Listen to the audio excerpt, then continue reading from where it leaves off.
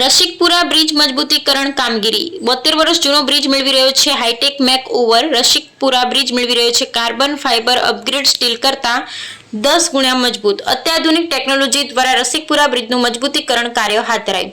ખેડા જિલ્લામાં ધોળકા સૌરાષ્ટ્ર હાઈવે પર સાબરમતી નદી પર આવેલ રસિકપુરા બ્રિજની મજબૂતીકરણ કામગીરી અત્યાધુનિક ટેકનોલોજીની મદદથી કરવામાં આવી રહી છે।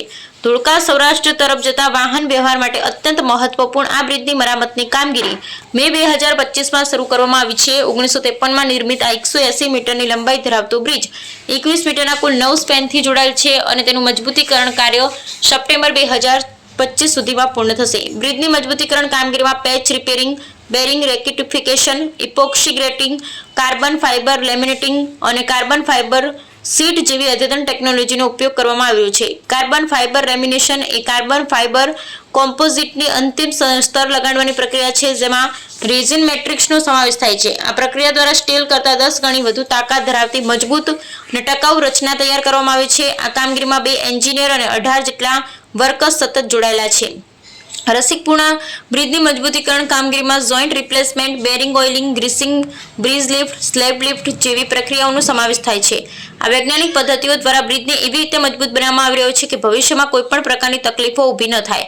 વાહન વ્યવહાર માટે હાલમાં બાજુમાં આવેલ અન્ય બ્રિજનો ઉપયોગ કરવામાં આવી રહ્યો છે। માર્ગ અને મકાન કાર્યપાલક એન્જિનિયર શ્રી વિવેક જામે રસિકપુરા બ્રિજની મુલાકાત લઈ કામગીરીનું વિગતવાર નિરીક્ષણ કર્યું હતું અને જરૂરી તકનીકી માર્ગદર્શન આપ્યું હતું। તેમણે જણાવ્યું કે પ્રી મોન્સૂન એક્ટિવિટીના ભાગરૂપે હાલ ખેડા જિલ્લામાં માર્ગ અને મકાન વિભાગ દ્વારા બિલોદરા બ્રિજ નડિયાદનું ચોમાસા પૂર્વે જાહેરનામું બહાર પાડી 2 મહિના માટે બંધ કરવામાં આવ્યો હતો। ત્યારબાદ યોગ્ય સમારકામ કરી બિલોદરા બ્રિજ વાહન વ્યવહાર માટે ખુલ્લો મૂકવામાં આવ્યો છે।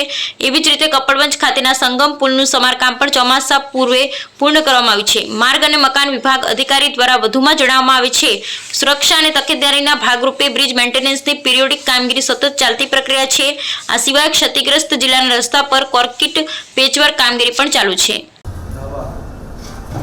મારું નામ વીએન જામ, કાર્યપાલક ઇજનેર માર્ગ અને મકાન ખેડા જિલ્લા।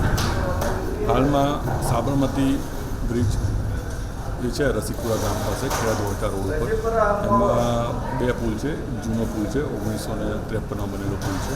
જે પુલની કામગીરી સ્ટ્રેન્થનિંગની કામગીરી હાલમાં ચાલુ છે। આ પુલની કામગીરી આપણે એપ્રિલ માસમાં ચાલુ કરેલી હતી અને સપ્ટેમ્બર મહિના સુધીમાં પૂર્ણ કરી છે। આ પુલની વિશે વિગતો જણાવીએ તો પુલમાં 185 મીટર લાંબો છે અને 2 લેનનો બ્રિજ છે। આ બ્રિજમાં હાલમાં રિપેરિંગની કામગીરીમાં અત્યારે આપણા દ્વારા લેટેસ્ટ ટેકનોલોજી કાર્બન ફાઇબરની તેમજ એપોક્સી ગ્રાઉન્ડિંગનું કામ કરીએ છીએ અને એના જે બી જોઈન્ટ રિપ્લેસમેન્ટ કરવાના છે બધા જોઈન્ટ રિપ્લેસ કરી દઈશું અને બેરિંગોની કામગીરી બી કરીશું। બેરિંગોની કામગીરી માટે આપણે બ્રિજને થોડો લિફ્ટ કરવો પડે છે, તો લિફ્ટ કરી અને બેરિંગોની ગ્રીસિંગ, મેન્ટેનન્સ, રિપ્લેસમેન્ટ એને લગતી આપણે કામગીરી હાલમાં ચાલુ છે।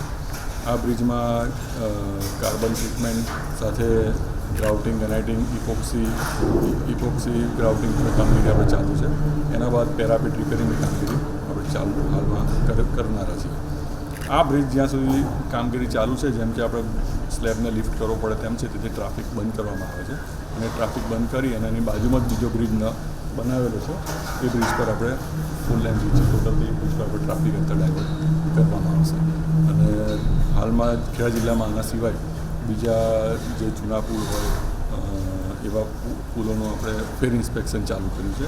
પ્રી મોન્સૂન એક્ટિવિટી રૂપે આપણે બધી કામગીરી કરાવેલી હતી, જેમ કે ખેડા જિલ્લામાં નડિયાદ મૌજા રસ્તા સ્ટેટ હાઈવે પર બિલોદરા જૂનો બ્રિજ હતો તેની પર જાહેરનામું આપી અને હાલમાં કામગીરી પૂર્ણ કરેલ છે। એની પર ટ્રાફિક પણ ચાલુ કરેલ છે અને ત્યારબાદ બીજા એક સેવાલિયા બ્રિજની કામગીરી ચાલુ કરેલ છે। તે બ્રિજમાં પણ આપણે આ ટેકનોલોજીની કામગીરી ચાલુ કરવામાં આવેલ છે।